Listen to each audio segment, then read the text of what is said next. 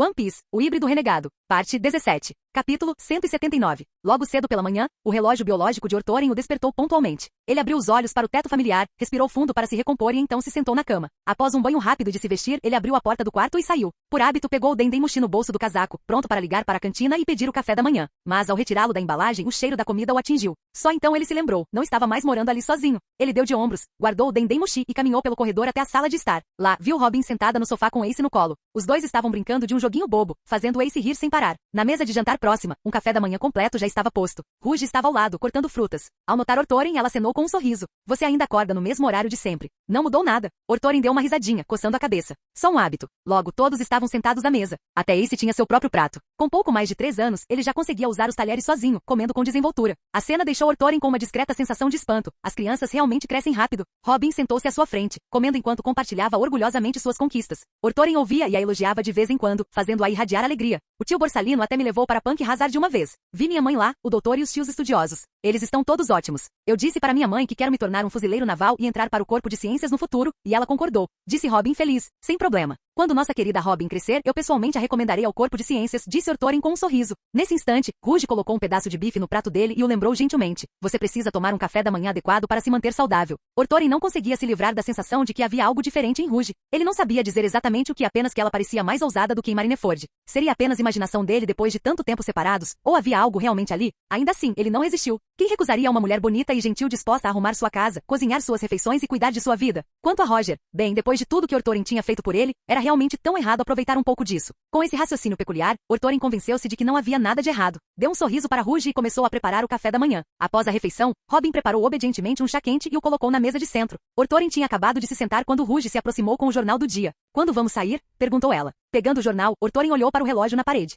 Em 15 minutos. Tempo suficiente para terminar de ler isto. Rouge assentiu com a cabeça e olhou para o peito dele. Usando terno sem gravata? Perguntou ela. Ela não estava errada. No passado, Ortoren era muito mais informal, frequentemente andando sem camisa, exibindo seus músculos. Mas agora, como oficial superior no quartel-general e comandante do G5, ele passou a usar ternos como os outros fuzileiros navais de alta patente. Isso lhe conferia presença e autoridade. Mas ele nunca tinha sido bom em dar nó em gravata, então sempre pulava essa parte. Ao ouvir a pergunta de Rouge, Ortoren respondeu com um leve constrangimento. Na verdade, não. Eu sempre acabo estragando tudo. Rouge simplesmente assentiu com a cabeça, não fez mais nenhuma pergunta e se virou para sair. Ao perceber isso, Ortoren voltou sua atenção para o jornal. Não havia muitas notícias importantes. Um relato notável mencionava que em uma ilha termal no Novo Mundo, o vice-almirante Garp havia mais uma vez encurralado Olhos de Gavião, Drácula Mihawk e lhe dado uma surra. Mas em seguida, ocorreu uma reviravolta inesperada. Os piratas do Ruivo apareceram e, no caos, conseguiram capturar o azarado Mihawk, permitindo que ele escapasse da perseguição de Garp. Esta é a terceira vez, não é? Murmurou Ortoren, esfregando o queixo. Pelo que ele se lembrava desde a chegada de Garp ao Novo Mundo, esta já era a terceira vez que Mihawk apanhava dele. Para ser justo, a eficiência do velho era impressionante, embora grande parte do mérito coubesse à divisão de inteligência dos fuzileiros navais, a aliada da CP. Spandini, a rainha Stussy e aos piratas da Big Mom, cuja rede de inteligência incomparável fornecia constantemente informações sobre o paradeiro de Mihawk. Pensando bem, mesmo quando Roger era perseguido pelo mundo inteiro por Garp,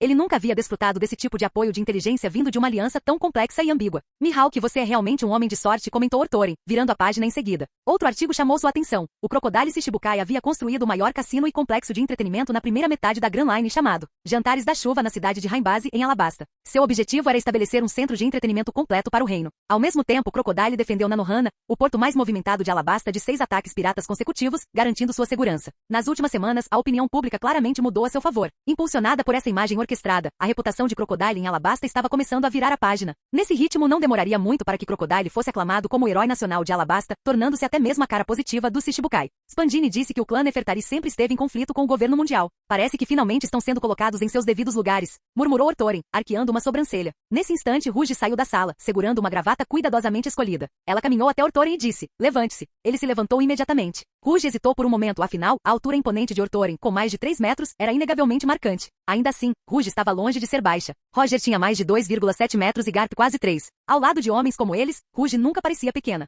Abaixa um pouco a cabeça, lembrou Rouge. Ortoren instintivamente se inclinou, e Rouge se aproximou sem hesitar. Ela passou os braços em volta do pescoço dele, colocou a gravata sobre ele e começou a amarrá-la com uma facilidade prática. Enquanto trabalhava, ela disse suavemente, como comandante da base, você precisa zelar pela sua imagem e presença. É assim que você estabelece autoridade perante seus subordinados. De agora em diante, eu amarro sua gravata para você. Entendeu? Devido ao ângulo, seus rostos estavam muito próximos. Ortoren podia podia sentir o calor de sua respiração e o leve perfume floral que emanava dela. Para ser sincero, isso deixou muito incomodado. Entendi, respondeu Ortorin em voz baixa, engolindo em seco enquanto falava. Com seu carisma natural e voz profunda e magnética, aquelas poucas palavras tão perto de sua bochecha fizeram as mãos de Rouge enrijecerem ligeiramente e seu rosto corar. Mesmo assim, ela se obrigou a manter a compostura, terminou de dar o nó e deu um leve tapinha no ombro dele. Pronto. Ortorin endireitou-se, assumindo toda a sua altura, e encarou-a. Seus olhares se cruzaram brevemente antes de ambos desviarem o olhar, constrangidos. O ar estava carregado, ambíguo demais. Nesse instante, Robin saiu da sala interna carregando Ace, e a tensão entre eles se dissipou imediatamente. Ortorin guardou o jornal debaixo do braço e olhou sem jeito para o relógio. Bem, preciso ir trabalhar. Tenha cuidado no caminho, respondeu Rouge rapidamente, recuperando a compostura. Então perguntou gentilmente, você voltará para o jantar hoje à noite? Muito provavelmente. A menos que surja algo inesperado, disse Ortorin. Rouge deu um leve sorriso. Gostaria de comer alguma coisa? Eu preparo. Não sou exigente. Qualquer coisa serve, respondeu Ortorin com um pequeno sorriso, melhorando seu humor. Após trocar mais algumas palavras com Robin, ele finalmente saiu de casa. Assim que ele se foi, a expressão calma de Rouge se desfez imediatamente. Seu rosto ficou vermelho e ela o cobriu com as mãos, esfregando-o algumas vezes antes de conseguir se acalmar. Ela voltou a olhar para a janela e murmurou, Gion, eu não tenho a sua força e não posso dar a Ortorin o apoio ou a influência que você pode dar à carreira dele. Mas eu tenho as minhas próprias vantagens. Ainda assim, a culpa corroía por dentro. Como mãe e mulher, não era errado lutar por si mesma e pelo futuro de seu filho. Mas Gion também era seu benfeitor. Traí-la dessa forma deixou Rouge em conflito. Ela respirou fundo, sussurrando com pouca convicção. Mas ela nem sequer confirmou o relacionamento com Ortorin ainda. Eu não sou uma mulher má, sou... Naquele dia, o tempo na base de fuzileiros navais G5 estava claro e ameno, o ar quente, trazendo consigo a inconfundível sensação de que as flores da primavera estavam desabrochando, impossíveis de conter. Capítulo 180.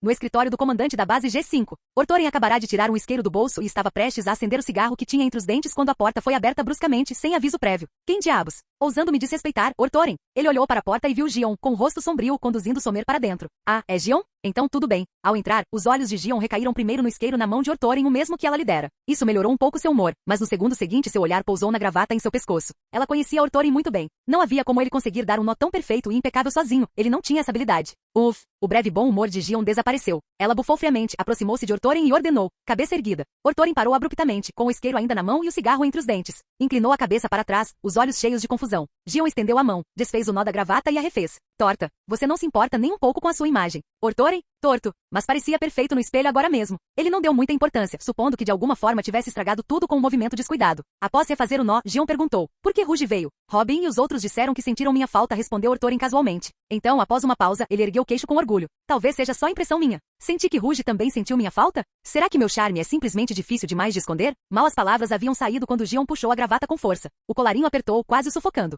Tosse, tosse, tosse. Ortorin balbuciou, lutando para respirar. Ei, tentando assassinar seu superior? Os olhos de Gion se tornaram gélidos. Você não tem pensamentos impróprios sobre Rouge, tem? Fiel à sua franqueza, Ortorin admitiu entre tosses. Sou um homem, não sou? Ter um pensamento impróprio de vez em quando. Não é natural? E quanto a mim? Você já teve pensamentos impróprios a meu respeito? Perguntou Gion, rangendo os dentes. Isso fez Ortorin parar abruptamente. Ele parou de lutar e ergueu o olhar para o dela. Nos olhos de Gion, ele viu raiva, mágoa e até mesmo o brilho de lágrimas não derramadas. Uma pontada de culpa o atingiu e sua voz suavizou. Claro que sim. Como eu disse, você é linda com um corpo incrível. Para um homem ter pensamentos assim, não é perfeitamente natural? A verdade é que Ortorin não se importava muito com romance. Ele colocava sua carreira acima de tudo. Mesmo assim, quando se tratava de mulheres bonitas, ele sempre tinha pensamentos passageiros, não apenas sobre Gion e Rouge, mas até mesmo sobre Stussy, a rainha do distrito do prazer. E na cabeça dele, o que havia de errado nisso? Pensar não era crime. Gion ficou atonita ao ouvir aquilo. Em sua impressão, aquele canalha era sempre tão rígido quanto uma tábua. No entanto, sob pressão, ele acabará de admitir abertamente que ela era bonita, que tinha um corpo atraente e que tinha pensamentos impróprios a seu respeito. Era perturbador. De repente, sua irritação e raiva deram lugar ao constrangimento e à timidez. Seus olhos desviaram-se. Ela soltou a gravata dele, ajeitou-a e murmurou sem jeito. Se você quiser, você poderia ser mais ousado. Você nunca saberá se vai funcionar a menos que tente. Coragem, Koff, não tenha medo de falhar. Dê uma chance. Seu rosto ficou ainda mais vermelho. Sem ousar esperar pela resposta de Ortorin, ela deu meia volta e saiu correndo. Na porta, Sommer ficou paralisado com o coração disparado. Espera aí. Isso era um show gratuito? O campo de batalha do G5? A conturbada vida amorosa do comandante da base? Será que Ben Senpai mataria para silenciá-lo mais tarde? E algo não fazia sentido. Por que Gion Senpai parecia tão correto? A senhorita Rouge não era supostamente a esposa de Ben Senpai? Aquilo era uma bagunça. Seria este o mundo caótico e decadente das camadas mais altas da sociedade? Ortorin suspirou, coçando a cabeça confuso. Seja mais ousado. O que isso significa? Gion está me dizendo para não apenas pensar nisso? Que eu posso realmente tentar? Será que ela estava dizendo que eu deveria agir de acordo com esses pensamentos? Será que ela estava insinuando que eu poderia ter várias esposas? Quanto mais ousado o homem, maior a recompensa. Tenho deixado que os tempos e a moral limitem mesmo a minha visão. disse Ortoren, dando um tapa na coxa e pensativo. Pensando bem, ele nunca tinha refletido seriamente sobre isso. Este mundo não era exatamente uma era iluminada. Nem a lei nem o costume exigiam estritamente que uma pessoa tivesse apenas uma esposa, certo? Ora, a própria mãe dele teve sabe-se lá quantos maridos, e ninguém nunca reclamou. Eu fui conservador demais. Nossa família deveria abraçar esse tipo de tradição. Ortoren acariciou o queixo, sorrindo para si mesmo. Quando tivesse tempo, deveria convidar Gion para jantar. Fazia tempo que não tirava férias de verdade. Uma pequena viagem junto seria ótima.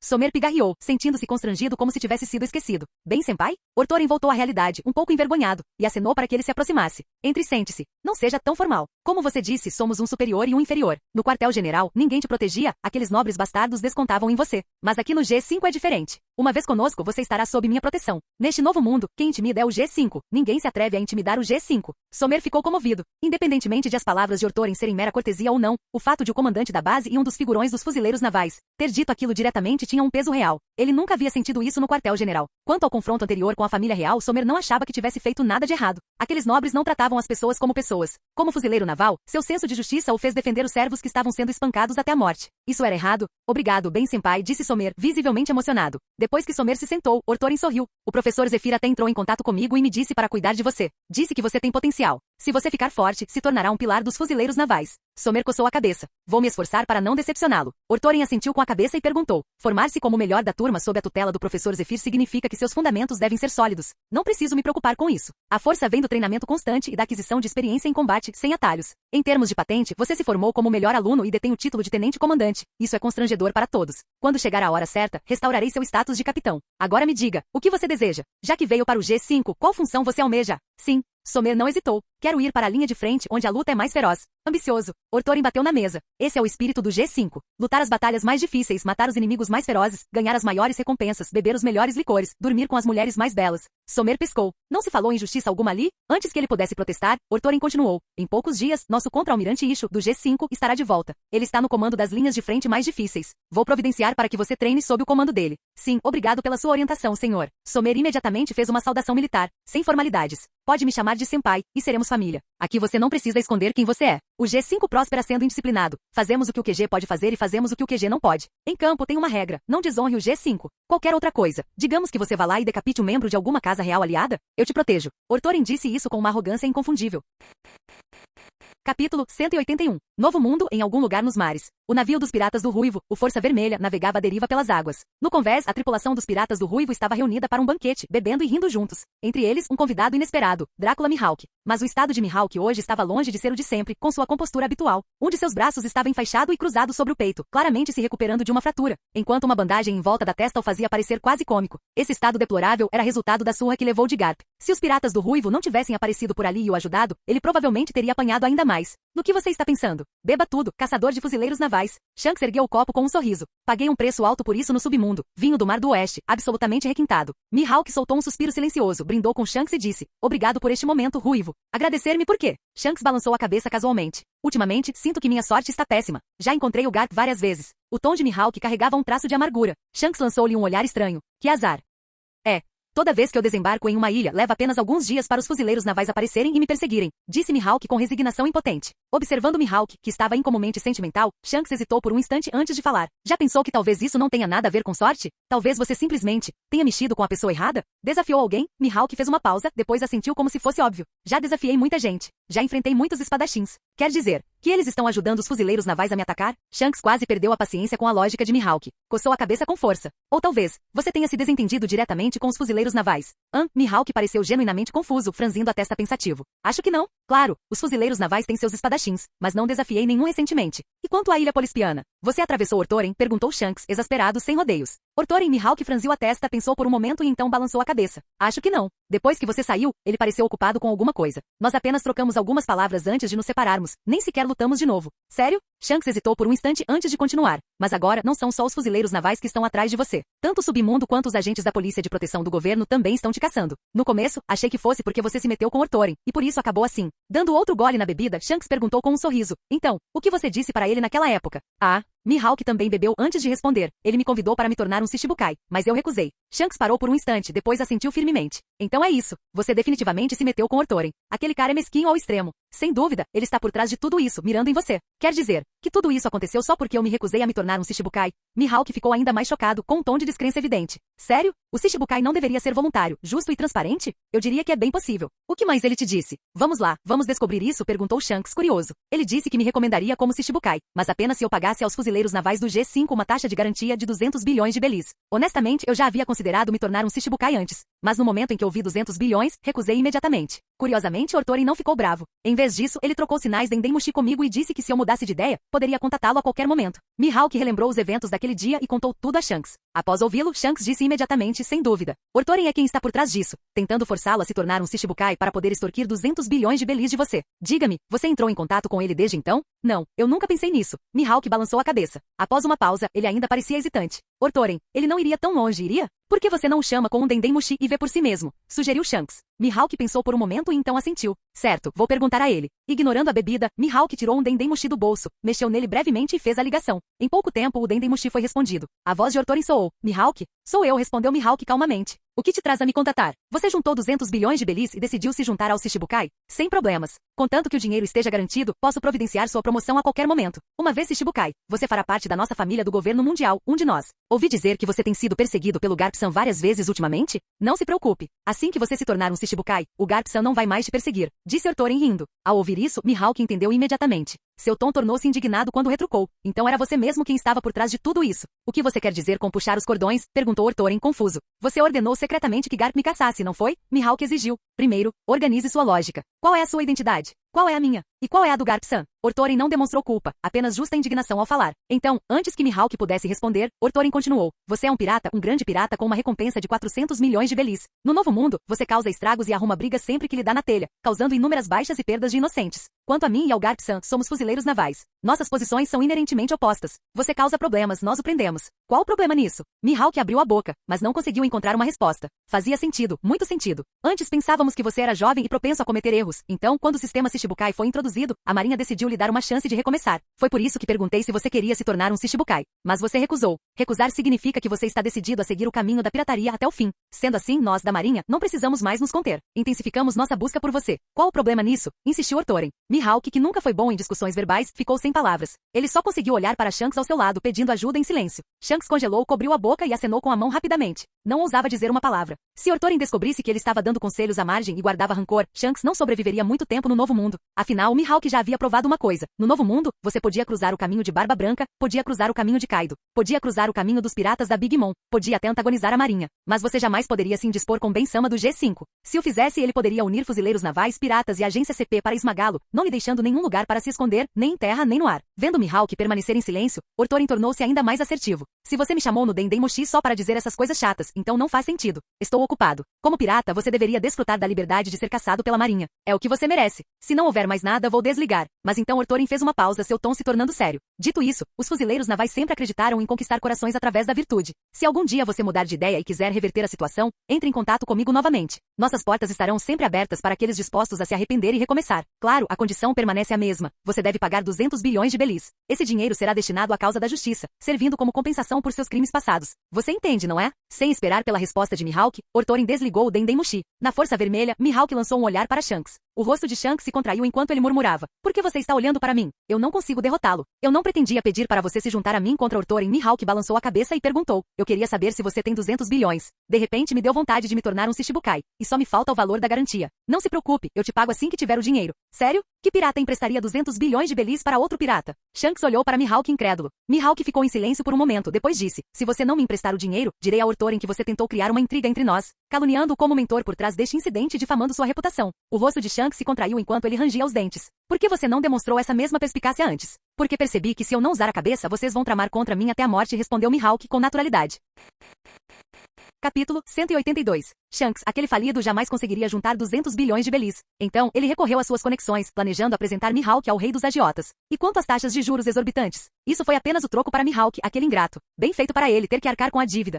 Na base naval G5, dentro do escritório de Ortoren. Após desligar a ligação de Mihawk, Ortoren ainda sentia uma irritação persistente. Como aquele cara se atreve a me questionar? Ele pegou o Dendemushi novamente e discou rapidamente para CP9. Alô? Spandini? Coloque mais gente vigiando Mihawk. Mantenha-o sob vigilância constante. Reporte qualquer novidade ao vice-almirante Garp. Mobilize Mobilize todo mundo. Em nome da justiça, garanta que o Mihawk sinta nossa preocupação. A voz de Orthorin tinha um tom cortante. Nesse instante, bateram à porta. Orthorin encerrou a ligação com Spandini e disse: entre. Vergo entrou, fez uma saudação militar impecável e anunciou: Vice-almirante Ben Moria-sama chegou. Embora Orthorin geralmente demonstrasse pouca cortesia a Moria, o homem ainda era um Shichibukai. Em termos de hierarquia administrativa, isso o colocava em pé de igualdade com um vice-almirante da marinha. Vergo chamá-lo de Sama era o mínimo que se esperava. Os olhos de Orthorin brilharam. Então você não fugiu afinal, seu desgraçado. E de fato, assim que Vergo terminou de falar, a figura imponente de Moria surgiu na porta. Ao ouvir isso, Moria coçou o nariz, um tanto sem jeito. Como eu poderia? Eu declarei que serviria como um Shichibukai justo, cooperando plenamente com a marinha. Na verdade, Moria havia considerado fugir, mas ultimamente ele vinha lendo os jornais, vendo reportagem após reportagem sobre Mihawk sendo espancado por Garp. Conhecendo os bastidores, ele entendia exatamente o que aquilo significava. Para evitar acabar como Mihawk, Moria hesitou várias vezes antes de finalmente decidir enfrentar Orthorin. Orthorin estava prestes a perguntar como as coisas estavam indo quando Moria se afastou e apresentou: este é o Dr. Ogbat. Ele se juntou às minhas fileiras e trabalhará integralmente em nosso plano. Só então Orthorin percebeu as duas figuras atrás de Moria. Um deles era o próprio Hogback, com suas feições tortas e olhar astuto, um homem que praticamente irradiava desonestidade. A outra era uma garotinha, não mais do que 5 ou 6 anos, com cabelos rosados e um bichinho de pelúcia nos braços. O brinquedo estava remendado e desgastado, o que lhe conferia um ar estranhamente sinistro, e duas aparições fantasmagóricas flutuavam ao seu redor. Orthorin a reconheceu imediatamente. Aquela garotinha era ninguém menos que a futura princesa fantasma Perona. Percebendo o olhar surpreso de Orthorin, Moria explicou: quando me encontrei com o Dr. Ogback, por acaso me deparei com essa garota naquela ilha. Ela estava vagando sozinha. Suas habilidades pareceram interessantes, então a trouxe comigo. Na história original, Perona de fato fora adotada por Moria ainda jovem. Agora, ao que parecia, era ali que esse laço começava. Orthorin acenou com a mão e Vergo sabiamente retirou-se. Moria então entrou com o reservado Ogback e a curiosa Perona, que estava ocupada olhando ao redor do escritório. O lado de Doflamingo quase terminou os preparativos para a Flevance e começou Orthorin. É um caos por lá, tumultos por toda parte, muitas pessoas já mortas. A princípio, pensei que não poderíamos simplesmente massacrar a primeira leva de piratas e usar seus cadáveres para operações. Seria um desperdício. Mas agora, o momento é perfeito. Com tantas baixas, vocês terão bastante material para trabalhar. Ele fez uma breve pausa e então voltou sua atenção para Ogback. Senhor Ogback, por favor, vice-almirante Ben, pode me chamar apenas de Hogback, disse o homem rapidamente. Orthorin assentiu com a cabeça e sorriu. Muito bem, Ogback. Quanto tempo levaria para reunir cerca de 50.000 trabalhadores zumbis? 50.000. Ogback pareceu atônito com o número. Após um momento de reflexão, respondeu: é muito mais do que eu esperava. Nessas condições, levaria cerca de meio ano. Afinal, criar zumbis requer certos elementos básicos, como a integridade dos cadáveres e, percebendo para onde ele estava indo, Orthorin o interrompeu. Meio ano? Perfeito. A viagem até o Mar do Norte levará 3 ou 4 meses. Assim que chegar a Flevance, poderá começar os preparativos imediatamente. Quando estiver pronto, será por volta do ano de 1504. Duvido que Flevance sobreviva até lá. Nesse ponto, nosso G5 enviará 50.000 trabalhadores piratas para reforçá-lo. Dirigindo-se a Moria, Orthorin prosseguiu. Sua tarefa será extrair as sombras daqueles 50.000 piratas e implantá-las nos zumbis, colocando tanto os trabalhadores quanto os mortos-vivos para trabalhar. Dessa forma, maximizaremos a eficiência na mineração do chumbo branco de Flevance. Fique tranquilo, minha promessa anterior permanece. Assim que Flevance estiver em pleno funcionamento, os lucros superarão qualquer coisa que imaginamos. Você não só não precisará pagar aqueles 200 bilhões, como também receberá dividendos todos os anos. Moria não apresentou objeções, nem se deu ao trabalho de perguntar quanto Orthorin realmente lhe daria. Afinal, essa teria sido uma pergunta estúpida. Qualquer coisa que lhe oferecessem ele aceitaria. Que direito ele tinha de estar insatisfeito? Mas Moria prosseguiu rapidamente. E depois disso, precisarei continuar estacionado em Flevance no Mar do Norte? Orthorin não respondeu de imediato. Em vez disso, perguntou: sua habilidade de zumbi exige sua presença física? Não, Moria balançou a cabeça. O Dr. Ogback e eu já realizamos alguns testes. Assim que os zumbis estiverem prontos, não precisarão mais da minha supervisão. Então você não precisará ficar em Flevance. O Mar do Norte é território da família Don Quixote. Eles cuidarão de tudo por lá. Orthorin acenou com a mão, sem demonstrar qualquer intenção de dificultar as coisas para ele. Moria soltou um suspiro de alívio e sorriu. Que bom.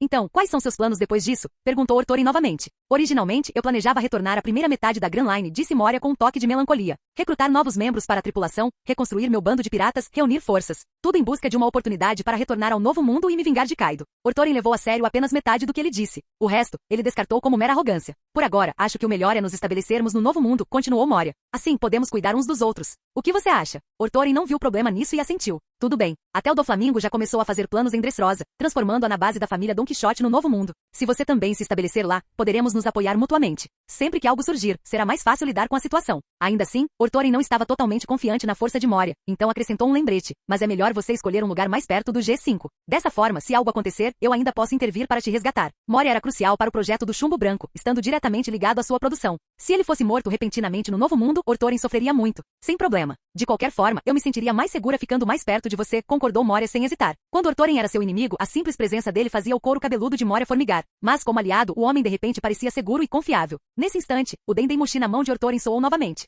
Ele olhou para baixo, o rosto se contraindo em irritação. O que foi agora, Mihawk? Ele nunca termina? Ele pegou o objeto com um tom azedo. O que é desta vez? Do outro lado da linha, a voz de Mihawk era calma. Eu reuni os 200 bilhões de belis. O rosto de Ortoren iluminou-se instantaneamente, abrindo um largo sorriso. Seu tom tornou-se afável quando disse: Nós, fuzileiros navais, temos um velho ditado. Quem conhece os tempos é sábio. Eu sabia desde o início que você era sábio, Mihawk. Traga os 200 bilhões para o G5 e eu lhe concederei imediatamente o título de Shichibukai. De lá para cá, nenhum fuzileiro naval jamais o incomodará novamente. Dentro do escritório, Mora ouviu a conversa com o coração pesado. Mais um colega pirata, incapaz de suportar a pressão implacável de Ortoren, havia optado por ceder.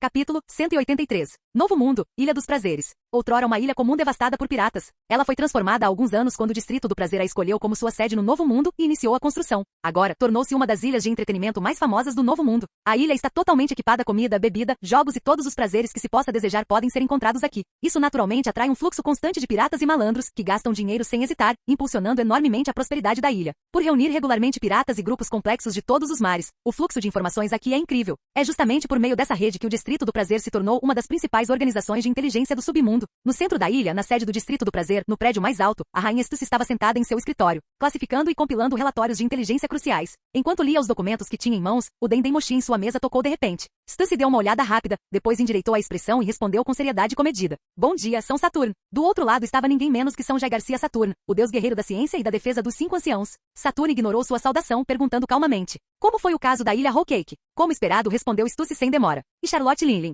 Ela sequer considerou nossa proposta? Insistiu Saturno. Eu mencionei sua sugestão, mas ela não parece disposta a abandonar a vida de pirata. Pelo menos não tão cedo, relatou Stussy. Tolo arrogante. Saturno murmurou friamente. Nos últimos anos, à medida que Totuland foi assumindo uma estrutura mais formal, sua influência se espalhou rapidamente pelo Novo Mundo, atraindo a atenção dos 5 anciãos e do governo mundial para Charlotte Linlin.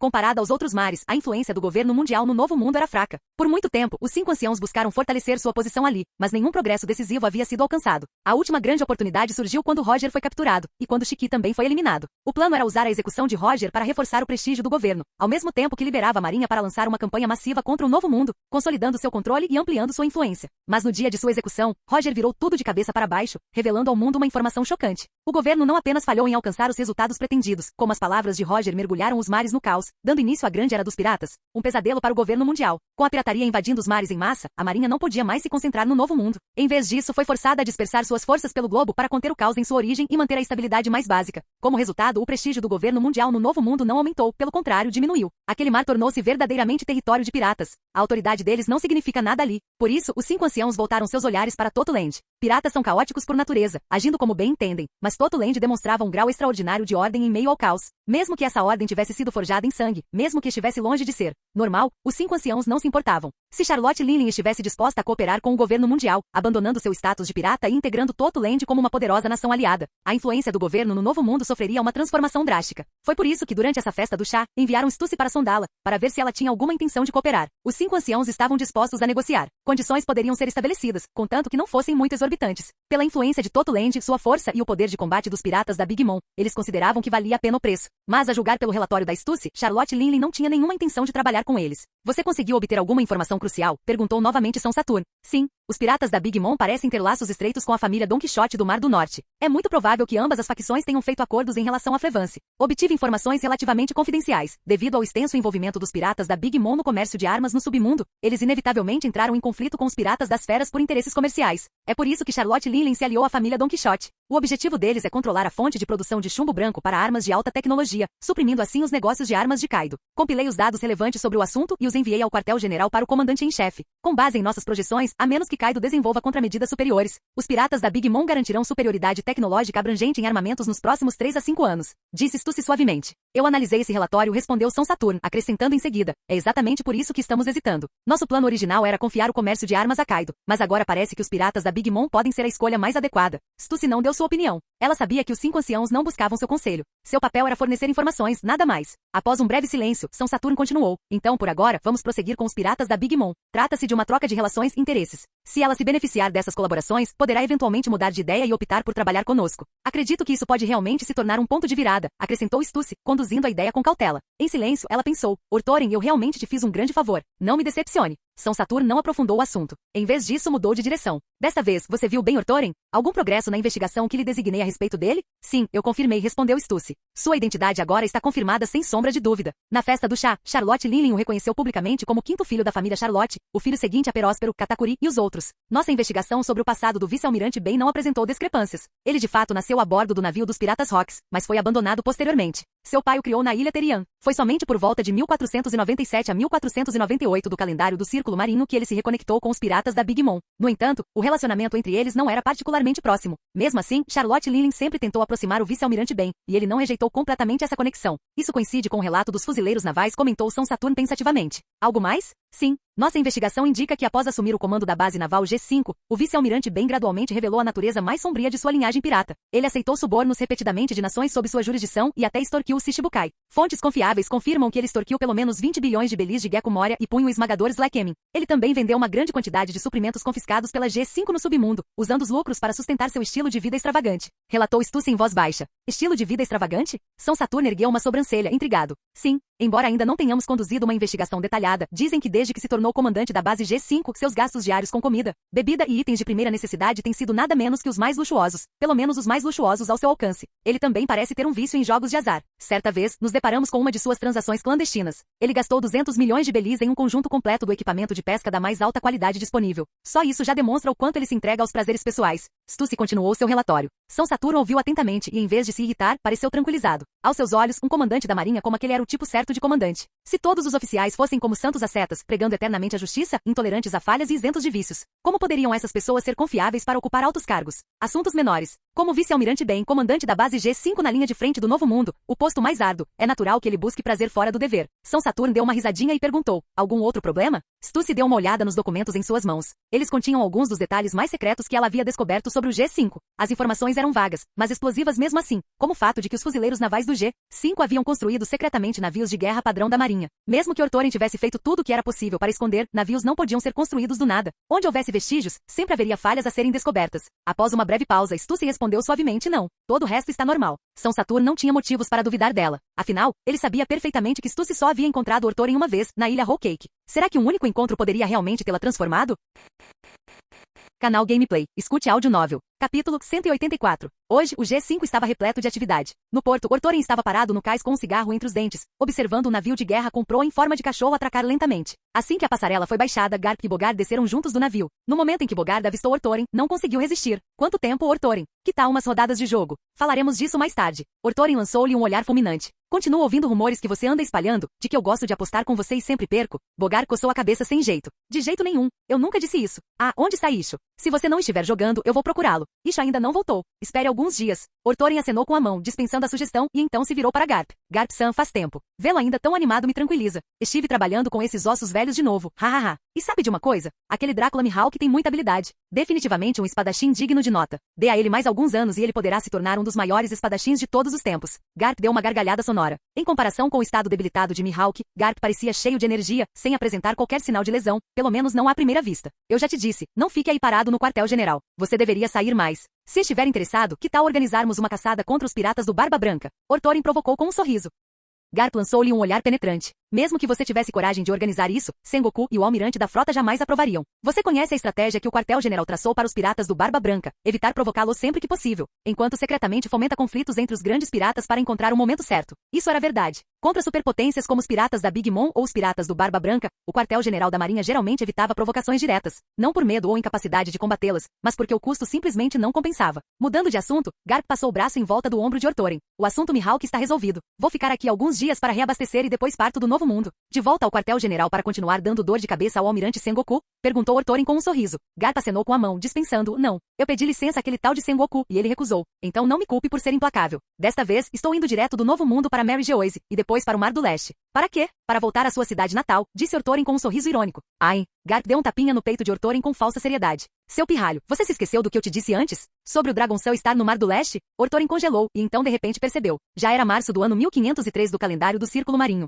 Se nada de inesperado acontecesse, em apenas 2 meses, o próximo filho da Era, o herdeiro de Roger, Koth, dos chapéus de palha Monk de Luffy nasceria. Seu neto? Ortoren ergueu uma sobrancelha. O rosto de Garp iluminou-se e ele assentiu orgulhosamente. Buahaha, é isso mesmo. No final do ano passado, durante o Conselho Mundial do Governo Mundial, Eles não anunciaram que iriam atacar o exército revolucionário depois? Aquele dragão ingrato achou que as coisas estavam prestes a ficar perigosas, então mandou o garoto para a Vila Fuchsia, para ser criado por mim. Então você planeja ficar de tocaia na Vila Fuchsia e atacar Dragon assim que ele aparecer, matando seu próprio filho pelo bem maior, eliminando a ameaça do exército revolucionário para o governo mundial, é isso? Agora entendi. Como esperado de você, Garp-san, tal determinação e força de vontade devem servir de exemplo para todos os fuzileiros navais. Reportarei imediatamente a Mary Geoise, elogiando seus grandes feitos. Enquanto Ortorin falava, ele olhava deliberadamente para Garp com uma expressão de admiração exagerada. Garp ficou paralisado ao ouvir aquelas palavras. Após uma longa pausa, coçou o nariz sem jeito e murmurou: bem, acho que pode ser tarde demais para uma emboscada. Eu sou rápido, sabia? Nem preciso de um navio, posso voar direto para o Mar do Leste. Se você está preocupado com o tempo, posso te ajudar. Eu mato o Dragon para você. Ortorin provocou novamente. Você nunca desiste, não é? Garp gritou, praguejando de frustração.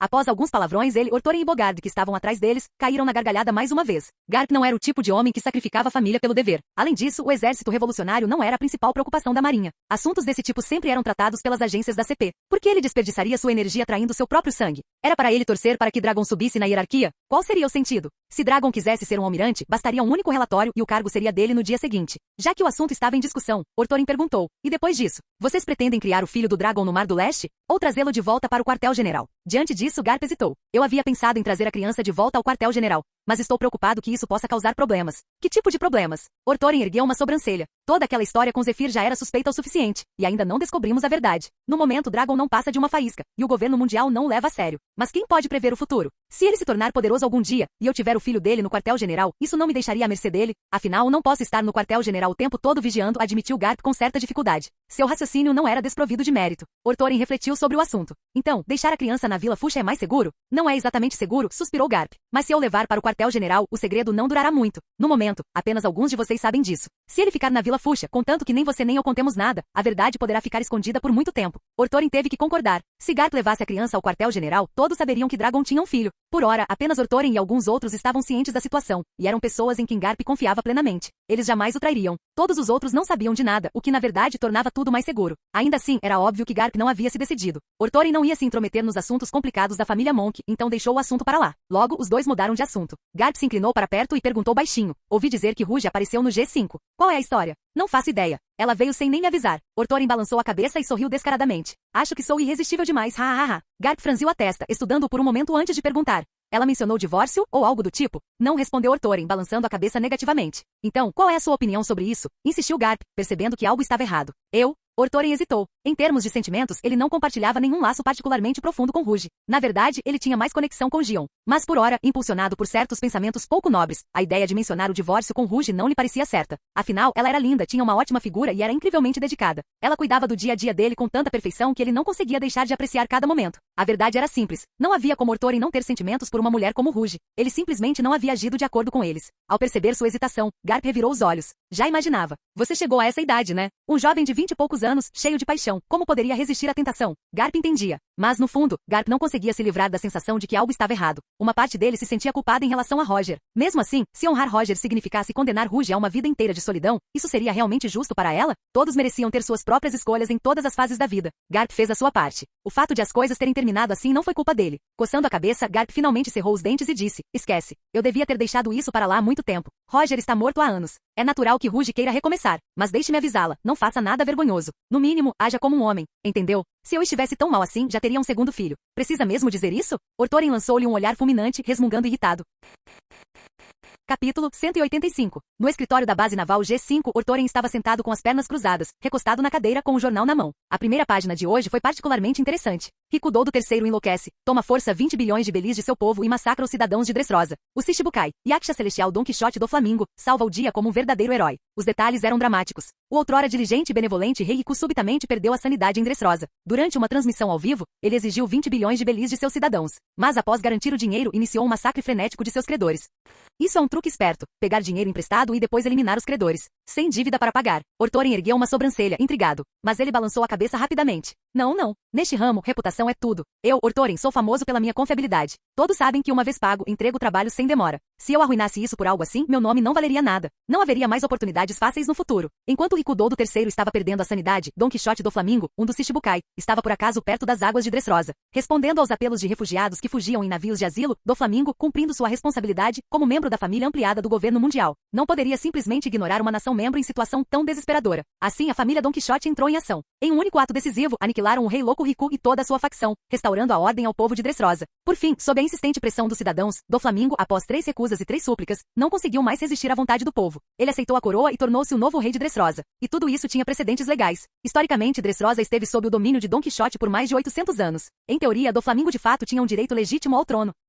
Normalmente, um caso como esse seria classificado como um pirata usurpando um reino, especialmente porque Dressrosa era uma nação membro do governo mundial. A gravidade do evento exigiria a intervenção da marinha, caso contrário. O que as outras famílias reais pensariam? Mas o momento e a sequência de do Flamingo foram impecáveis. Primeiro, ele garantiu o título de Shichibukai e só depois aceitou a coroa de Dressrosa. De uma perspectiva mais ampla, isso poderia ser interpretado como nada mais do que uma transferência interna de poder dentro do próprio governo mundial, perfeitamente legítima. Como Shichibukai, ele também gozava de imunidade extraterritorial. Portanto, sua aceitação do trono de Dressrosa estava em plena conformidade com os procedimentos legais. Imediatamente após colocar a coroa, do Flamingo enviou um telegrama para Mary Geoise. Nele detalhou as atrocidades do rei Riku em Dressrosa e explicou que havia aceitado o trono a contragosto, a convite e com o apoio fervoroso do povo. Ele enfatizou ainda que seja como Shichibukai ou como monarca de uma nação membro, ele e Dressrosa obedeceriam ao governo mundial sem questionamentos. O tributo celestial seria pago integralmente todos os anos, e eles permaneceriam membros leais da família do governo mundial. Com isso, Mary Geoise não tinha motivos para objetar. Naquela mesma noite, o governo mundial emitiu uma declaração oficial reconhecendo a soberania de do Flamingo sobre Dressrosa. Na edição de hoje do jornal, a identidade de do Flamingo havia sofrido uma transformação completa. Para ser honesto, ninguém jamais havia explorado a posição de Shichibukai a esse ponto. Enquanto os outros ainda tramavam nas sombras, do Flamingo já havia alcançado seu objetivo com um movimento decisivo. Resumindo, a partir de agora, do Flamingo, usando a máscara de um pirata, poderia entrar e sair livremente de Mary Geoise como um membro da realeza de um reino aliado.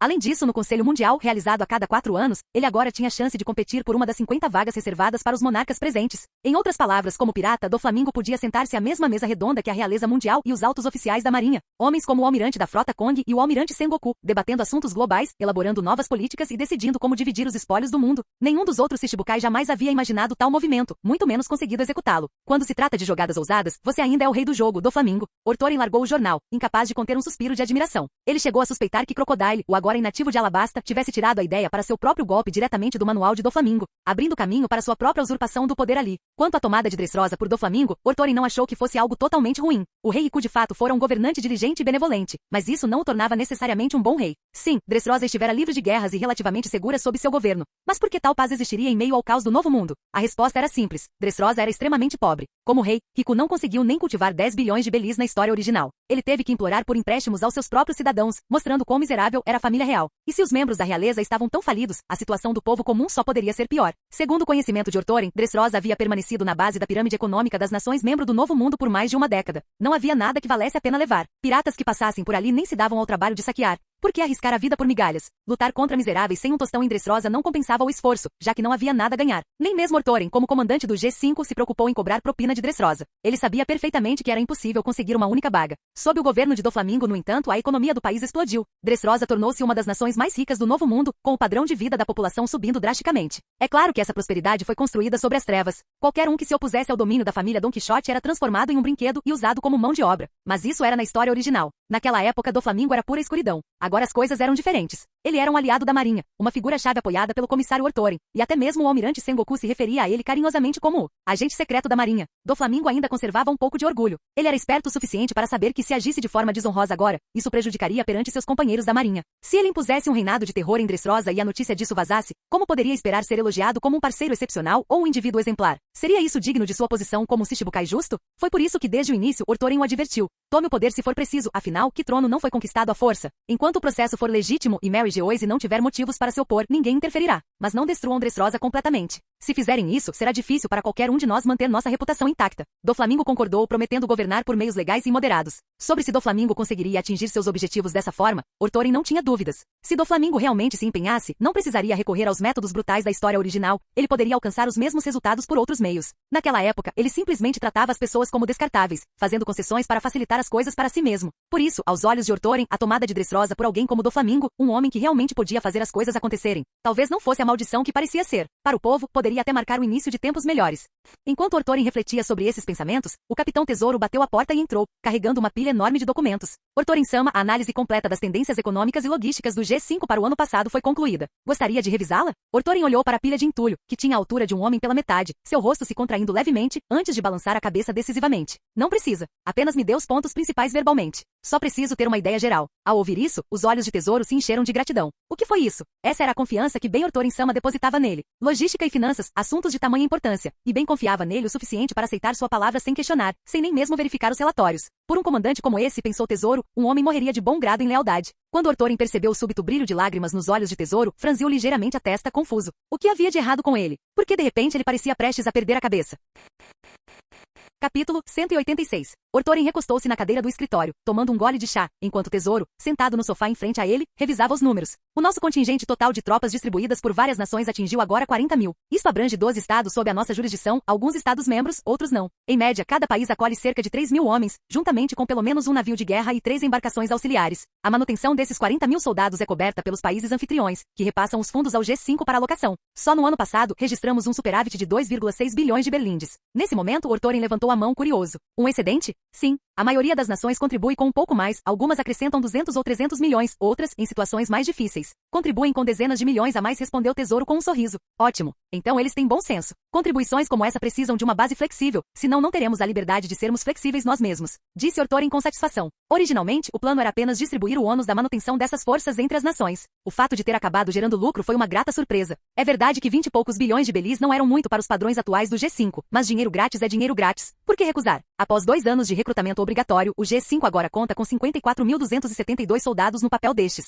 40 mil participaram de pelo menos 3 batalhas e dominam os fundamentos do aqui do armamento. Podem ser considerados com razão de elite, mas o custo de mantê-los é alto. Já que o senhor, Ortorin-sama, sempre insistiu que o pagamento e as recompensas de nossos soldados fossem feitos com o mais alto padrão, a pressão é considerável. Minha sugestão é que poderíamos reduzir moderadamente o efetivo. Tesouro não havia terminado de falar quando Ortorin o interrompeu com um gesto de mão. Reduzir salários, benefícios ou bônus não está em discussão. Esse é um padrão rígido. Ninguém no G5, incluindo eu mesmo como comandante da base, tem o direito de alterá-lo. Após uma breve pausa, acrescentou com certa resignação. Dadas as pressões do novo mundo, já fui bastante rigoroso no treinamento. A maioria dos recrutas mal aprende a atirar antes de eu enviá-los para a frente de batalha, o que já é brutal por si só. Precisamente por isso, quando os homens lutam e morrem por mim, preciso garantir que sejam pagos adequadamente. Se até mesmo esse pagamento por arriscar a vida for cortado, quem se disporá a liderar o ataque da próxima vez? Nosso poder de combate diminuiria, e isso é algo que não pretendo permitir. Ele tinha razão. A taxa de baixas do G5 era a mais alta da Marinha, especialmente durante esses últimos 2 ou 3 anos de treinamentos implacáveis de Ortorin. Formar 50 mil soldados de elite do zero tinha um custo em vidas assombroso. Desde o início, mesmo que isso significasse apertar o próprio cinto ou extorquir os outros sem escrúpulos, Ortorin insistiu que a remuneração e as recompensas do G5 fossem as mais altas possíveis. Caso contrário, ele jamais se perdoaria. Esses eram os homens dele, não escravos importados de Impel Down para serem usados e descartados. Como resultado, o pagamento militar, o bem-estar e as recompensas pós-combate do G5 eram pelo menos o triplo dos do quartel-general dos fuzileiros navais. E como Ortorin nunca negou benefícios, e pessoalmente expurcou oficiais e funcionários corruptos 3 vezes, embora o G5 estivesse sob enorme pressão, seu prestígio dentro da base era inabalável. Na visão de Ortorin, o prestígio não se construía realizando reuniões intermináveis, estabelecendo metas ou forçando as pessoas à submissão pelo poder e pelo medo. O verdadeiro prestígio vinha daquilo que você podia oferecer aos seus irmãos. Promoção e riqueza. Esse era o caminho mais seguro. Era por isso que Ortorin respeitava tanto Sengoku. Na época em que Sengoku era seu superior direto, ele nunca fazia promessas vazias. Se um aumento era devido, ele o concedia. Se uma promoção era merecida, ele a concedia prontamente e sem alarde. Isso construía confiança. Isso fazia com que Ortorin estivesse disposto a lutar por ele. O mesmo princípio agora se aplica ao G5. Nos últimos 2 anos, o G5 enviou mais de 1000 oficiais de volta ao quartel-general. A maioria havia chegado como recrutas inexperientes. Em 2 anos, qualquer um que sobrevivesse a um período de serviço saía pelo menos como oficial subalterno. Os sortudos que sobreviveram a múltiplas campanhas ou realizaram feitos notáveis, muitas vezes retornavam com insígnias de oficial de campo nos ombros. É claro que o G5 não podia manter todos. Os que ficaram foram designados para liderar novos recrutas. Os demais foram enviados para o quartel-general para continuarem suas carreiras. A base era simplesmente pequena demais para abrigar tantos oficiais. Mas tanto para Ortorin quanto para o G5, isso ainda era inestimável. Esses homens podem não parecer grande coisa agora, mas um dia se tornariam a espinha dorsal de uma nova facção do G5 dentro da Marinha. Sua influência não se limitaria a uma única base, ela se espalharia por toda a organização. Ao ver o comandante da base tão determinado a defender seus homens, Tesouro só pôde se sentir impotente, embora seu coração se aquecesse. Quem não gostaria de ter um líder que realmente os apoiasse? Se o comandante da base estava disposto a suportar tamanha pressão financeira apenas para garantir benefícios aos fuzileiros navais de menor patente e sem voz, então, para aqueles como Tesouro que já haviam ascendido à liderança, não havia mais nada a pedir. Era exatamente como a promessa de Ortorin assumir não muito tempo atrás. Uma vez que você chegasse ao G5, estaria sob a proteção dele. Contanto que você não o desonrasse, mesmo que o próprio céu desabasse, Ortorin o sustentaria por você. Sem esse tipo de determinação, como se poderia esperar que alguém se lançasse ao perigo ao seu lado? Já que você está tão decidido, não vou discutir mais. Mas com benefícios tão vantajosos, nossa pressão financeira é enorme. Os gastos deste ano com custos militares, recompensas e assistência social já nos deixaram no vermelho. Com base no modelo operacional da guilda mercantil, isso por si só representa um prejuízo de quase 130 bilhões de belis no ano, relatou o Tesouro. O que? Ortorin congelou em descrença. Há instantes, ele estava satisfeito com um bom superávit de 20 bilhões, e agora se deparava com prejuízos na casa das centenas de bilhões? 130 bilhões de belis, repetiu o Tesouro calmamente. Ortorin levou as mãos à cabeça, a voz carregada de incredulidade. Então vou perder 6 Shichibukai e meio em um único ano? Nossa marinha G5 está dando suporte a mais de 54 mil homens. Com os altos padrões que vocês estabeleceram, o custo médio mensal por soldado se aproxima de 300 mil belis. Só os salários regulares somam mais de 16 bilhões por mês, quase 200 bilhões por ano. E isso é só a folha de pagamento. Após cada batalha, pagamos bônus que chegam a pelo menos 70 bilhões por ano. Além disso, temos o auxílio social, suprimentos diários, rações e assim por diante, totalizando quase 40 bilhões por ano. E dada a nossa taxa de baixas, há pagamentos enormes para realocação, auxílio funeral, subsídios por invalidez. Tesouro continuou, detalhando os números. A interminável sequência de números fazia a cabeça de Ortorin latejar, mas ao analisar a situação com cuidado, ele percebeu que os cálculos faziam sentido. Como podem ver, um déficit de 130 bilhões não é assim tão extremo. Se mantivermos o ritmo do ano passado, esse nível de déficit se repetirá todos os anos, disse Tesouro com um leve sorriso. Você ainda consegue sorrir. Ortorin lançou-lhe um olhar indignado. Não precisa se preocupar, Ortorin-sama. Com base nas receitas projetadas, se simplesmente mantivermos o nível atual por mais 3 meses, no ano que vem conseguiremos cobrir todas essas despesas com folga, e até mesmo apresentar um superávit, assegurou-lhe Tesouro.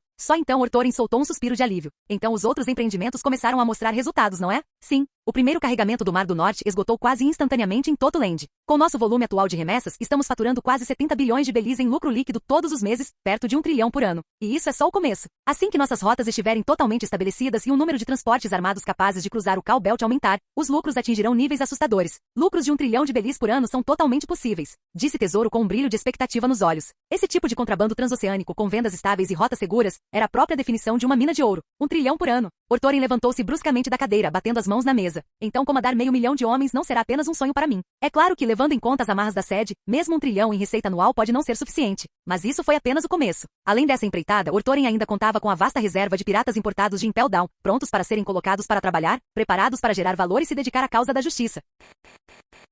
Capítulo 187. Após concluir esse relatório, Tesouro passou para o próximo assunto. Em relação à ilha da construção naval, o mestre Tom deu uma resposta clara. A tecnologia ancestral que o Shichibukai, Gecko Moria, lhe concedeu é totalmente viável. Se usarmos a base G5 como modelo e realizarmos uma conversão completa para uma embarcação de guerra, levará cerca de 1 ano e meio. O investimento necessário durante esse período será de aproximadamente 30 bilhões de belis, disse Tesouro após tomar um gole de chá. Com você falando em centenas de bilhões e até trilhões agora, esses 30 bilhões mal parecem dignos de atenção, Ortorin riu, assentindo. Tudo bem, então vamos em frente. Transformar o G5 em um navio de guerra, um investimento, benefícios para a vida toda. Entendido. Vou preparar as propostas, respondeu Tesouro e continuou. Além disso, o plano deste ano para a ilha da construção naval já foi divulgado. As estimativas mostram que 40 navios de guerra de quartel-general padrão serão lançados, juntamente com 30 navios de transporte armados capazes de cruzar o Cow Belt. Entendo os navios de guerra, mas os transportes armados não são apenas versões reformadas? Estamos selecionando os de navios piratas capturados e modificando-os. Isso não deveria ser tão trabalhoso, então por que apenas 30? Será que esses escravos estão ociosos? Ortorin franziu a testa. 30 navios? Isso foi inútil. Como ele poderia sustentar seu sonho de se tornar um Shichibukai com apenas 30 navios? Tesouro acenou rapidamente com as mãos. De jeito nenhum. Os escravos piratas já trabalham 16 horas por dia. Com as refeições e o descanso, eles só têm 8 horas no total. Se aumentarmos ainda mais a jornada de trabalho, suas vidas serão encurtadas. E ainda precisamos de escravos para muitas outras indústrias. Forçá-los a trabalhar mais nos custaria mais do que vale a pena. Apenas 16 horas. Ortorin ficou genuinamente surpreso. Escravos com 8 horas completas de descanso por dia? Claramente, os padrões morais dos fuzileiros navais ainda eram relativamente altos. Ortorin ouvirá dizer que no projeto de construção da ponte de Tequila Wolf, os escravos tinham direito a apenas 3 horas de descanso. Tesouro ignorou o comentário insensível de Ortorin e explicou. O verdadeiro limite é a Pedra do Mar. Não podemos adquiri-la na sede nem com Mary Geoise. Dependemos inteiramente de compras no mercado negro, e a circulação de Pedra do Mar no submundo já é escassa. É isso que restringe a produção de transportes armados. Então, no fim das contas, tudo se resume à Pedra do Mar novamente? Ortorin balançou a cabeça impotente. Não apenas para este projeto. O plano do trem marinho do mestre Tom também exige uma quantidade enorme de Pedra do Mar para ser instalado ao longo do Cow Belt. É por isso que o plano ainda não se tornou viável. Ele continua em suspenso. O mestre Tom já enviou vários pedidos, na esperança de que vocês possam encontrar uma maneira de resolver este problema, disse Tesouro. A tecnologia do trem marítimo já está completa? Ortorin ergueu uma sobrancelha. Em sua memória, a história original contava que o mestre Tom passou quase 10 anos desenvolvendo o trem marítimo. Como ele poderia estar tão ansioso para construir os trilhos depois de menos de 2 anos? A obra foi concluída no início deste ano, explicou Tesouro. Uma pequena linha circular do trem marítimo foi construída na ilha da construção naval, mas foi desmontada pouco depois para manter o sigilo. Ortorin ficou intrigado a princípio, mas depois entendeu. Na história original, Tom levou quase uma década porque trabalhava em uma pequena oficina em Water 7 com poucos recursos, provavelmente tendo que aceitar encomendas encomendas para cobrir as despesas enquanto desenvolvia a tecnologia lentamente. Agora, porém, apoiado pelo G5, comandando dezenas de milhares de escravos e com amplos recursos à sua disposição, fazia todo sentido que ele pudesse concluir o trem marinho em 2 anos. Ele parou de pensar nisso e massageou as têmporas. Pedra do mar. Devo ir tratar de negócios com Kaido? Entendo. Vou levar isso em consideração. Diga ao Tom que encontrarei uma solução e peça a ele para esperar mais um pouco. Mas embora a construção do trem marinho no Call Belt exija quantidades enormes de pedra do mar, a demanda deve ser muito menor em mares normais, certo? Perguntou Ortoren. Exatamente. Isso me leva ao próximo ponto. As perspectivas comerciais do trem marítimo são excelentes. Estou planejando promover e comercializar a tecnologia. Se conseguirmos abrir uma nova fonte de receita com o trem marítimo, será um grande impulso para nossas finanças, disse Tesouro, acenando com a cabeça. O trem marítimo sempre foi concebido para ser comercializado e Ortoren concordou. Elabore um plano detalhado. Assim que eu revisar e estiver tudo certo, criaremos uma fachada e alguém o operará sob uma identidade falsa. Uma vez que o trem marítimo se tornasse público, escondê-lo seria impossível. Como usá-lo se fosse mantido em segredo? E se não pudesse ser escondido, a G5 não poderia atuar como operadora. Caso contrário, Mary Geoise inevitavelmente começaria a investigar. Então, Ortoren planejou usar uma empresa de fachada e apresentar uma figura confiável como representante legal. Ao analisar a situação, Doflamingo parecia a escolha perfeita. Dressrosa estava sendo reconstruída do zero. Ele provavelmente adoraria trazer um trem marinho. Com a tecnologia em mãos, sua rede de contrabando no submundo se expandiria drasticamente, uma vitória para ambos os lados. Mais importante ainda, ele e Doflamingo haviam cooperado o suficiente para construir uma confiança genuína. A parceria entre eles era sólida.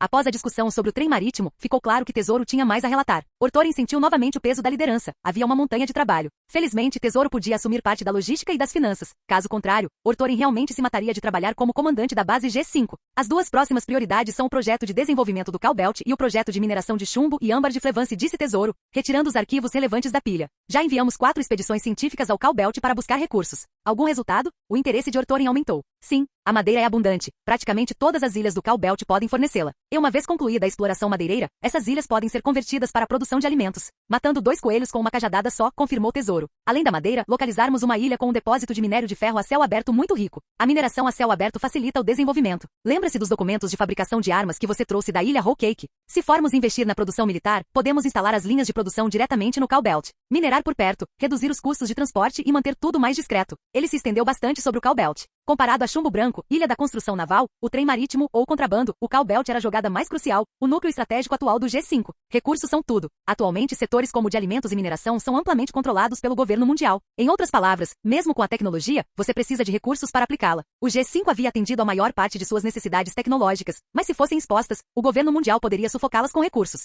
Não importa o quão avançada seja sua tecnologia, você não pode criar materiais do nada. Isso significava que eles precisavam garantir sua própria base de recursos. O Call Belt era esse lugar. Desenvolvê-lo adequadamente significaria, em primeiro lugar, que a produção de alimentos se tornaria autossuficiente, crucial, pois as pessoas podem ficar sem dinheiro, mas não sem comida. Uma vez que a alimentação estivesse garantida, a marinha do G5 ganharia a confiança necessária para enfrentar o governo mundial. Então, ao financiar as forças armadas, a produção de armas e a construção de navios de guerra, e reforçando constantemente suas tropas no Novo Mundo, sejamos francos. Quando Ortoren realmente comandasse 500 mil de soldados no Novo Mundo, os 5 anciãos não seriam nada. Quantas divisões eles têm, afinal? Como ousam levantar a voz contra sua majestade? E isso é só o G5. Se eles também pudessem suprir as necessidades de recursos do quartel-general da Marinha, então, quando o almirante Sengoku fosse a Mary Geoise, os 5 anciãos teriam que convidá-lo educadamente para sentar, servir o chá e conversar. Mesmo que o almirante Sengoku se irritasse e lhes desse 2 tapas, eles ainda teriam que sorrir e aceitar.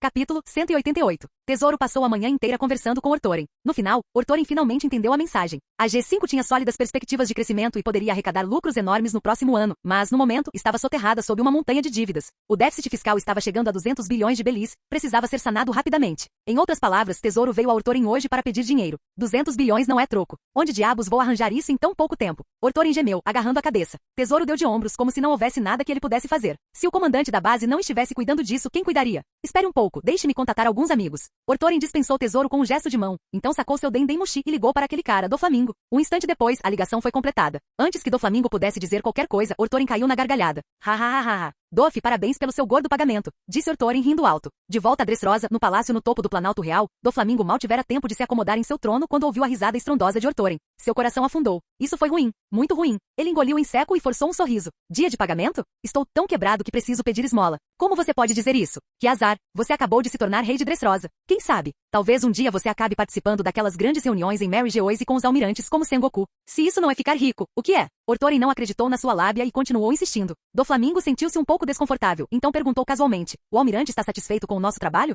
Você quer dizer aquela coisa de Dressrosa? Ortoren ergueu uma sobrancelha. Sim, isso mesmo. Como eu disse antes, que trono não é usurpado. Você acha que reis nascem? Os países membros trocam de monarcas o tempo todo. Um ministro poderoso assumir o poder não é tão diferente assim. Contanto que seja feito de forma limpa, ninguém pode reclamar. Além disso, Mary Geoise já não emitiu uma declaração apoiando você? Está tudo bem. Doflamingo finalmente relaxou e soltou uma risada. Bem, isso é um alívio. Mas agora que você ficou rico, se tornou um proprietário de terras e tudo mais, não se esqueça de nós, pobres irmãos aqui. Ortoren mudou repentinamente de tom. Doflamingo suspirou internamente, percebendo claramente aonde isso ia dar. Ele cedeu com um sorriso. Claro que não, claro que não. Se precisar de alguma coisa, ajudarei no que puder. Bem, eu realmente preciso de um favor, disse Ortoren sem rodeios. É o começo do ano e finalizamos as contas do G5 do ano passado. Adivinha só?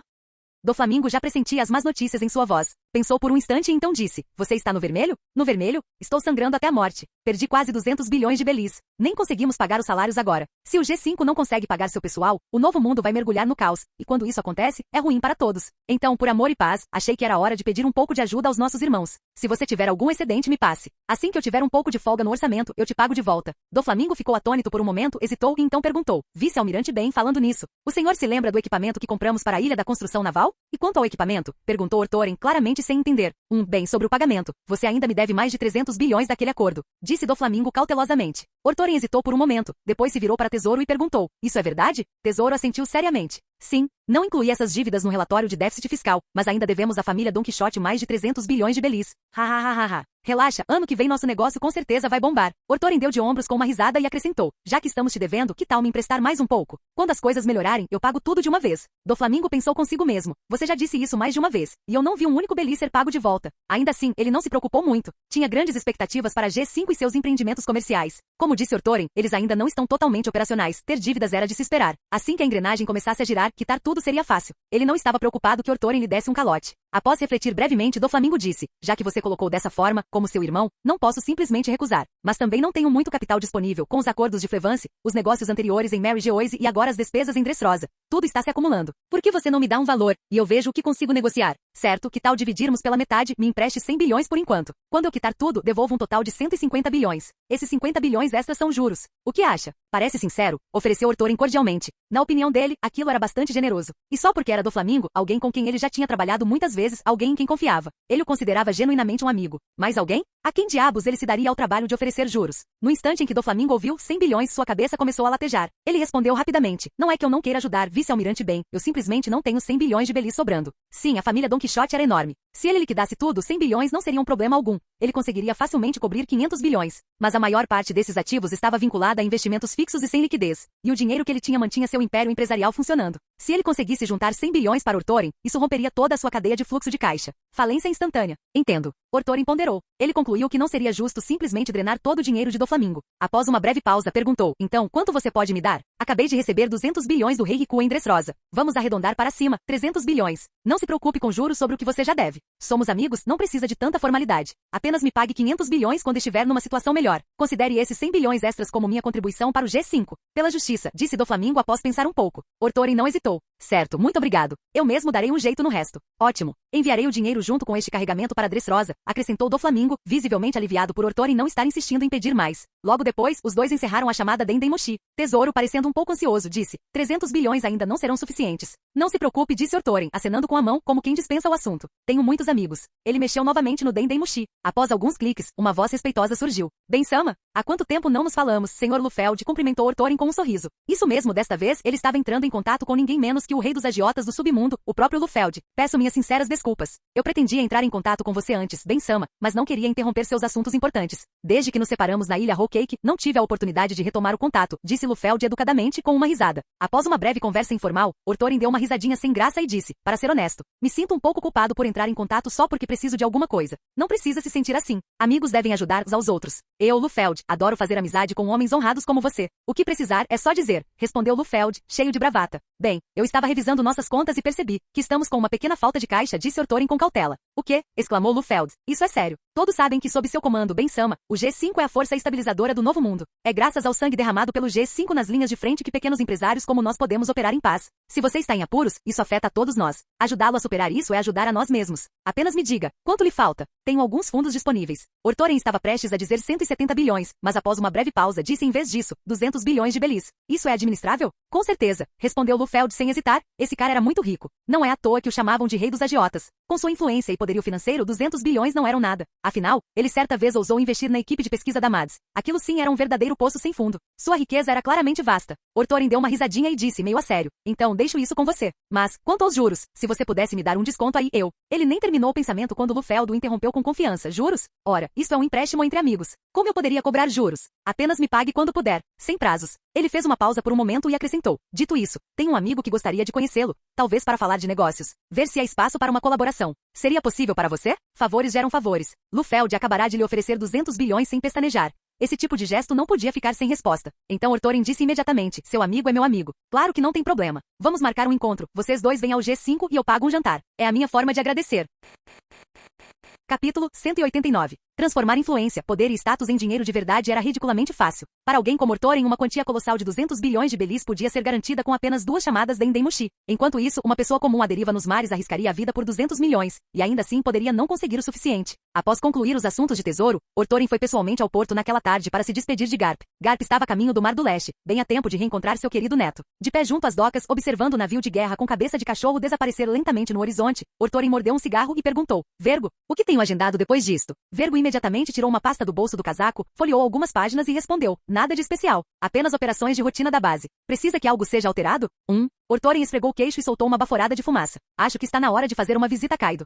Vergo pescou, claramente surpreso com a mudança repentina de direção. A escassez de pedra do mar está ficando fora de controle, disse Ortorin casualmente. Está começando a afetar nossos negócios. Preciso ver se aquele cara, Kaido, pode me ceder um pouco. Após uma breve pausa, ele acrescentou, certo, eu também tenho uma reunião com Lufeld que ainda precisa ser agendada. Fiquem de olho nisso nos próximos dias. Entrem em contato com ele para ver quando ele estará disponível para visitar o G5. Se ele estiver muito ocupado agora, faremos isso depois que eu voltar de Kaido. Lufeld planejava apresentar um amigo, alguém que por acaso também era uma figura importante no submundo. Curiosamente, Charlotte Linley não havia convidado essa pessoa para o último chá. Aquele homem era o Mitch, conhecido como o rei do transporte marítimo e o rei da navegação. Os negócios de Mitch não causavam grande impacto na superfície, mas nos bastidores ele exercia uma influência enorme. Simplificando, até mesmo o império de contrabando de Doflamingo dependia do seu apoio. O cara controlava uma frota gigantesca e era responsável por mais de 70% da logística de contrabando do submundo.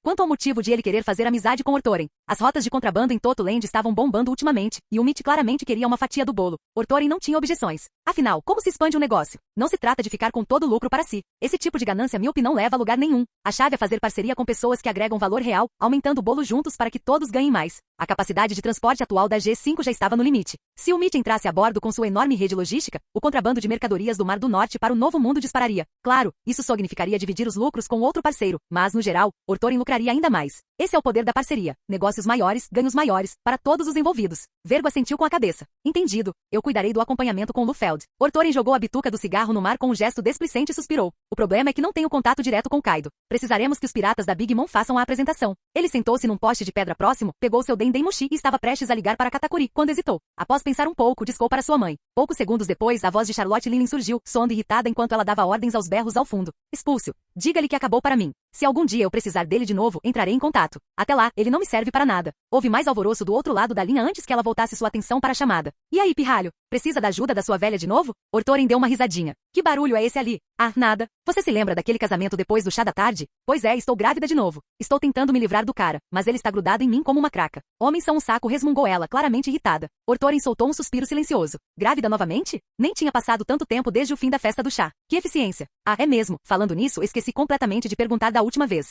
Ouvi dizer que você tem um filho? Por que não o trouxe para eu conhecer? Perguntou Charlotte Linley de repente. Ortorin ficou em silêncio por um momento. Ele concluiu que não adiantava esconder, então disse, é um pouco complicado. Ele não é meu filho de verdade, é filho do Roger. Charlotte Linley. Ainda perplexa, ela ouviu Ortorin explicar brevemente a situação. Quando ele terminou, Charlotte Linley caiu na gargalhada. O que é tão engraçado? Você está rindo de mim? Perguntou Ortorin visivelmente irritado. Não, não. Muito bem, Ortorin. Que trabalho excelente. Charlotte Linley gargalhou. Você pegou a mulher do Roger e a fez sua. Pegou o filho do Roger e o fez seu. Transformou o Ace, o as na manga dele, no seu as. Você é mesmo meu filho. Que desperdício alguém como você ficar preso nos fuzileiros navais. Depois que suas risadas cessaram, ela acrescentou. Agora o filho do Roger te chama de pai, e você é meu filho. Isso faz de mim a avó do garoto. O que significa que o Roger acaba uma geração abaixo de mim, não é? Mesmo que ele esteja morto, eu ainda estou acima dele na hierarquia. Isso me deixa de muito bom humor. Pensei que você ficaria chateado com tudo isso. Disse Ortorin com um leve sorriso. Chateada? Por que você estaria chateada? Respondeu Charlotte Linley, indiferente. O vínculo de criar alguém é mais forte que laços de sangue. Não foi você quem me ensinou isso? Senão você não estaria se rebaixando à marinha. Talvez Charlotte Lynn realmente tivesse levado algo a sério do que Ortorin disse. Da última vez que visitará a ilha Whole Cake, ele notara que a família Charlotte não parecia tão fria e severa quanto se lembrava. Ela não fora tão cruel com os filhos quanto ele acreditara. Assim que Ortorin se calou, Charlotte Lynn continuou. Você está criando esse menino como se fosse seu próprio filho. Ele vai te ver como seu verdadeiro pai, mais cedo ou mais tarde. Isso é mais do que suficiente. Acho que isso me torna avó agora. Quando tiver tempo, traga o menino aqui. Deixe-me conhecê-lo. Certo. Na verdade, esta pode ser uma boa oportunidade. Preciso de uma grande quantidade de pedra do mar e estava pensando em negociar com Kaido. O problema é que não tenho como contatá-lo diretamente. Eu esperava que você pudesse servir de intermediário, organizar algo, talvez um pequeno encontro para uma refeição? Vou trazer o Ace comigo para que você também possa vê-lo, disse Ortorin após refletir sobre o assunto. Normalmente, pedir ajuda a Charlotte Lynn seria pedir para ter dor de cabeça, assim como daquela vez em que Ortorin tentou compartilhar com ela uma pesquisa sobre armas. Ela causou mais problemas do que ajudou. Mas desta vez, no instante em que Ortorin mencionou trazer Ace, Lynn se animou imediatamente. Não foi preciso convencê-la. Após pensar um pouco, ela disse, certo, eu organizo tudo. Só não se esqueça de trazer aquele garotinho, o Ace. Depois de desligar o Dendemushi, Charlotte Lynn pareceu se lembrar de algo. Um sorriso malicioso surgiu em seu rosto. Ao lado dela, Peróspero perguntou curioso. Mamãe, o que te deixou tão feliz? Uahahalhaha. Charlotte Lynn riu alto e perguntou. Se não me engano, Kaido tem uma filha, não é? Quantos anos ela tem agora? Sim, ele tem. Deve ser uns 5 ou 6 anos este ano. Respondeu Peróspero após pensar um pouco. 5 ou 6 anos, hein? Charlotte Lynn coçou o queixo pensativamente. São apenas 2 ou 3 anos mais novos que meu querido neto. Uma diferença bem pequena. Talvez a aliança matrimonial que vai remodelar o equilíbrio de poder no mundo pirata realmente recaia sobre os ombros deles. Afinal, a família Charlotte e os piratas da Big Mom sempre usaram o casamento como forma de expandir sua influência, fortalecer seu poder e forjar laços políticos. Charlotte Lynn já havia considerado uma aliança com Kaido antes, mas nada jamais se concretizou. Aquele velho monstro obviamente tinha uma queda por ela, mas ambos eram orgulhosos e teimosos demais, 2 reis que não suportavam se curvar um ao outro. Lynn nunca havia pensado seriamente em formar uma aliança com ele, não com aquele tipo de luta pelo poder prestes a explodir. E para falar a verdade, Kaido não tinha nenhum candidato adequado entre seus homens, até agora. Sua filha, porém, essa talvez seja uma opção a ser considerada. Fim do vídeo. Seja membro no Patreon ou Telegram e libere agora o acesso antecipado a áudios exclusivos e inéditos. Te espero lá!